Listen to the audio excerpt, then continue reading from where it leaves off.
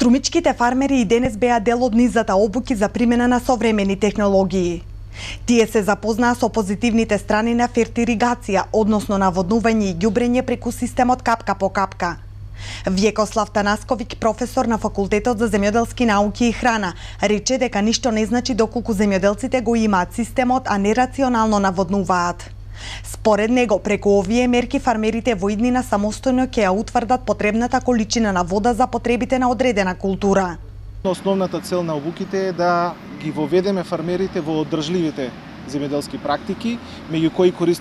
правилно користење на системот капка по капка во земјоделското производство. Значи не е само фармерите да го имаат системот капка по капка, а повторно да наводнуваат без потреба или од ока, нерационално. Значи основната цел е преку овие мерки да воведеме практики кои што во иднина фармерите самостојно ќе може да ги применуваат, самостојно ќе може да го утврдат времето и количината, точната количина на вода според потребите на самата култура согласно фазите на раст и развитие. Секако дека основна цел е преку самата апликација на водата да се аплицираат и хранливите материи, а самиот момент дека системот капка по капка овозможува наводнување само на дел од културата, значи од коренот на културата, односно дел од површината каде што се наоѓа растението, овозможува и заштеда на вода, односно хранливи материи, а со тоа нормално доколку правилно се наводнува, согласно утврдените програми или режими кои што се утврдуваат преку различни инструменти, да се примени правилна прихрана, која што е во рамки на кореновата система и согласно фазите на раст и развитие на културата, а при тоа да нема промивање на хранливи материи надвор од кореновата система, а со тоа и загадување на подземните води и нормално самата животна средина. Ваквите обуки се многу значајни за сите земјоделци.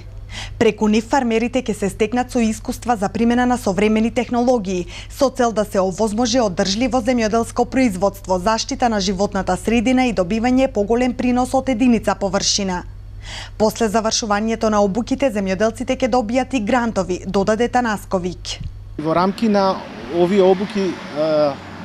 токму преку проектот што го напоменав и претходно, се предвидени овие дел од фармерите нормално да после овие обуки бидат на некој начин селекционирани, тестирани согласно искуствата што ќе ги здобијат на овие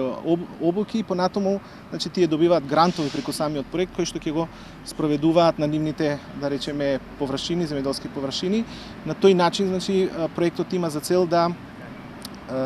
овозможи не само обуките теоретски, па и практични кои што ги спроведовме да бидат да останат значи во нивната меморија, туку да бидат и навистина апликативни на самите површини. Поради тоа и проектот има таква намена, значи дел од фармерите кои што успешно ќе ги поминат овие обуки ќе добијат сигурно грантови од предвидени согласно програмата и на тој начин овие мерки ќе бидат применети на нивните површини и во пракса.